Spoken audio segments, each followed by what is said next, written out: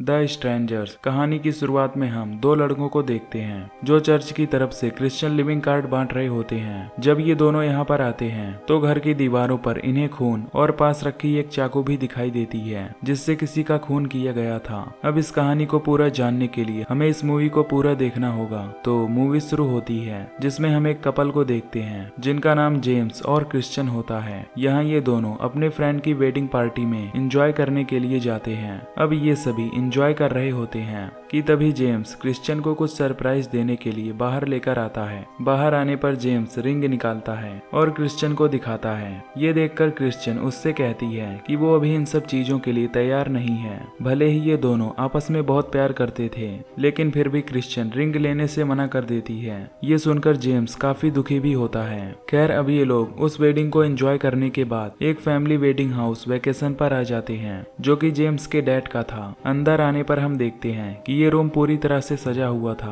और बेड पर गुलाब का फूल भी था। अब यहाँ जेम्स ने सोचा था कि क्रिश्चियन उसे हाँ कर देगी, इसलिए उसने ये सब पहले से ही तैयार कर दिया था। अब अंदर आने पर ये दोनों आपस में बातें करने लगते हैं। क्रिश्चियन कहती है कि ये जगह काफी खूबसूरत है। इसके बाद ये दोनों ड्रिंक करने लगते हैं क्योंकि जेम्स काफी दुखी था, लेकिन किसी तरह क्रिश्चियन उसे मना लेती है और जेम्स को सॉरी भी बोलती है। इस पर जेम्स खुश हो जाता है। जिसके बाद अब ये दोनों इंटीमेट होने वाले थे कि तभी कोई इनके डोर पर आ जाता है और जोर जोर से दरवाजे को खटखटाने लगता है। इसके बाद ये दोनों डोर को ओपन करते हैं तो देखते हैं कि बाहर एक लेडी खड़ी है जिसका चेहरा अंधेरे में पूरी तरह से दिखाई नहीं दे रहा था। अब ये औरत इस घर में अंदर आने के लिए बोलती है जिस पर जेम्स उसे बताता है कि तुम गलत घर में आ गई हो। इसके बाद वो लेडी यहाँ से चली जाती है। जिसके बाद ये दोनों फिर से अंदर आ जाते हैं। फिर जेम्स क्रिश्चियन से कहता है कि ये रिंग तुम अपने पास रख लो क्योंकि मैं इसे ज्यादा देर तक नहीं रख पाऊंगा।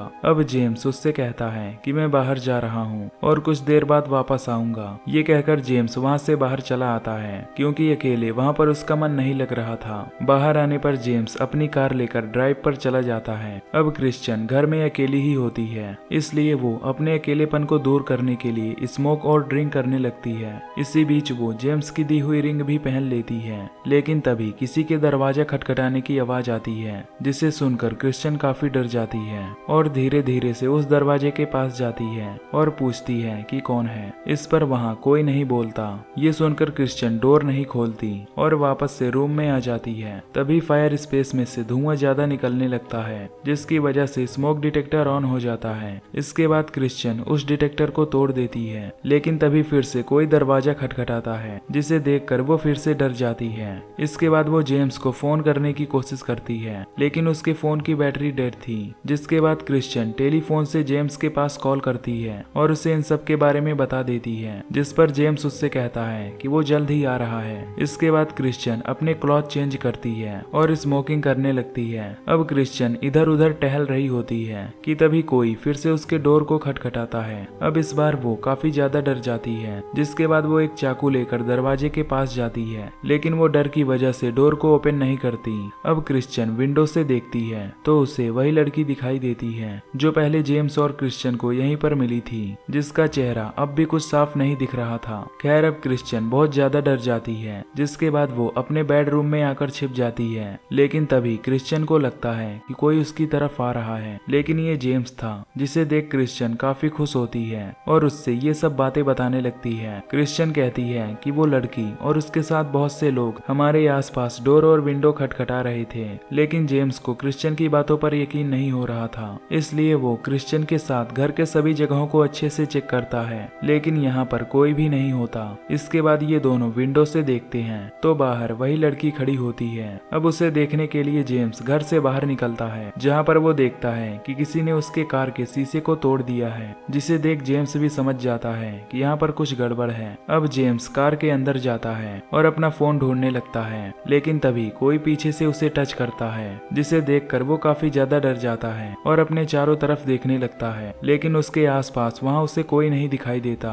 तभी जेम्स देखता है जहाँ उसे वही लड़की कुछ दूरी पर खड़ी दिखाई देती है, जिसे देखकर जेम्स उससे पूछता है कि तुम्हें चाहिए क्या, जो तुम हम सभी को परेशान कर रही हो। अब जेम्स वहाँ से जैसे ही अपनी नजर हटाता है और वापस उस जगह पर देखता है तो इतने में वो लड़की वहाँ से गायब हो चुकी थी। ये सब देख जेम्स भी काफी डर चुका था, इसलिए वो वापस घर में जाता है, जहाँ पर वो क्रिश्चियन के हाथ पर पट्टी बांधता है और अपना फोन लेकर क्रिश्चियन के साथ वहाँ से कार के पास आने लगता है। अब ये दोनों वहाँ से कार लेकर निकल पड़ते हैं। कुछ दूर आगे जाने पर इनके सामने एक और कार आती है जो उन्हीं स्ट्रेंजर्स की थी। वो लोग इनकी कार के सामने से एक्सीडेंट कर देते हैं। अब वहाँ से किसी तरह बचकर ये दोनों वापस उसी घर में चले जाते हैं, जहाँ पहुंचकर अब ये दोनों काफी डरे हुए थे। जिसके बाद जेम्स गन ढूंढने लगता है, क्योंकि उसके पिताजी यहीं पर गन रखा करते थे। तभी जेम्स को वहाँ पर एक शॉट गन मिलता है, जिसमें वो बुलेट भर लेता है और इसके बाद वो दोनों डोर के पास जाते हैं। तभी उनमें से एक स्ट्रेंजर इन पर फायर करने लगता है, जिनसे ये किसी तरह बचकर एक कोने में छिप जाते हैं। अब दूसरी तरफ हम एक और कार को यहाँ आते हुए देखते हैं, जिसमें जेम्स का फ्रेंड माइक होता है। माइक जेम्स को वॉइस मेल भेज रहा होता है, जिसमें वो कहता है कि वो अब बाहर आ चुका है। पर तभी कोई उसके कार के ऊपर फायर करता है, जिससे उसके कार की ग्लास टूट जाती है। अब ये देख माइक कार से बाहर निकलता है और उन्हें ढूंढने लगता है, लेकिन माइक को वहाँ पर कोई भी नजर नहीं आता,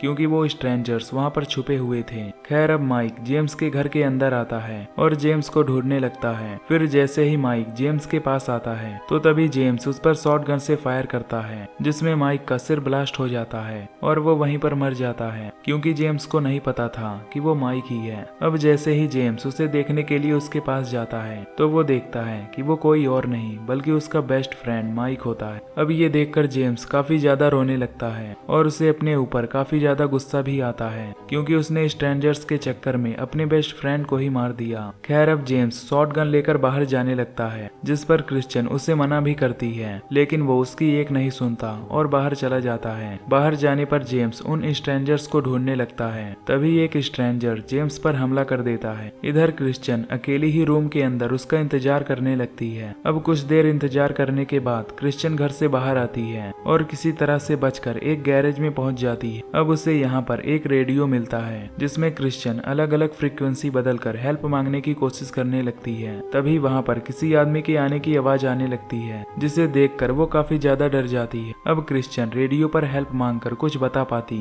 इससे पहले एक स्ट्रेंजर उस रेडियो को तोड़ देता है। अब ये देखकर क्रिश्चियन डरते हुए किसी तरह से वापस अपने रूम पर आने लगती है, जहाँ पर वो देखती है कि किसी ने उसके कार को जला दिया होता है। घर आने पर क्रिश्चियन उन सब से बचने के लिए अपने आप को एक अलमारी में छिपा लेती है, जहाँ पर वो देखती है कि कुछ स्ट्रेंजर उसके घर में इधर उधर टहल रहे होते हैं। पर तभी वो स्ट्रेंजर लड़की क्रिश्चियन को अलमारी से बाहर निकाल देती है। अब बाहर आने पर वो लड़की एक चाकू से क्रिश्चियन पर हमला करने वाली होती है कि तभी वहाँ पर जेम्स आ जाता है, जिसकी हालत काफी ज्यादा नाजुक थी। अब जेम्स उनका ध्यान भटकाकर क्रिश्चियन को वहाँ से भागने के लिए कहता है, जिसके बाद क्रिश्चियन वहाँ से भागकर दूसरे रूम में आ जाती है, जहाँ पर वो मास्क वाला आदमी क्रिश्चियन का सिर दीवार में दे मारता है, जिससे क्रिश्चियन बेहोश हो जाती है। अब वो आदमी क्रिश्चियन को वहाँ से घसीट कर ले जाता है। अब हम अगले दिन सुबह का सीन देखते हैं, जहाँ पर जेम्स और क्रिश्चियन दोनों एक चेयर से बंधे हुए थे। अब क्रिश्चियन इन तीनों से पूछती है कि तुम लोग हमारे साथ ऐसा क्यों कर रहे हो, जिस पर ये लोग इसकी कोई खास वजह नहीं बताते। अब ये तीनों लोग अपना अपना मास्क उतारने लगते हैं, लेकिन फिर भी हमें इनके चेहरे को नहीं दिखाया जाता। अब ये तीनों स्ट्रेंजर्स इन दोनों के सीने में बारी बारी से चाकू स्टैब करते हैं, जिससे ये दोनों काफी ज्यादा घायल हो जाते हैं और ये दोनों वहीं पर मर जाते हैं। खैर इसके बाद हम उन्हीं दो बच्चों को देखते हैं, जिनसे रास्ते में ये स्ट्रेंजर्स मिलते हैं। इनमें से एक स्ट्रेंजर उनसे क्रिश्चियन लिविंग वाला कार्ड लेती है और वहाँ से चली जाती है। अब ये दोनों लड़के उस घर के पास आते हैं, जहाँ पर ये देखते हैं कि कार के शीशे टूटे हुए हैं। अब ये दोनों जब घर के अंदर जाते हैं तो इन्हें वहाँ पर दो डेड बॉडीज दिखाई देती हैं, जो जेम्स और क्रिश्चियन की होती हैं। और इन सब के साथ वो देखते हैं कि वहाँ पर वेडिंग रिंग और दीवार पर खून भी दिखाई देता है। अब इनमें से एक लड़का क्रिश्चियन के नाक के पास हाथ रखता है। तभी क्रिश्चियन इस लड़के का हाथ पकड़ते हुए तेजी से चीखती है और इसी चीख के साथ ये मूवी यहीं पर एंड हो जाती है। तो दोस्तों अगर आपको ये मूवी की एक्सप्लेनेशन पसंद आई हो तो वीडियो को लाइक और चैनल को सब्सक्राइब कर दीजिए। बाकी मैं मिलूंगा आपसे अगली वीडियो में। Till then take care, love you, bye bye.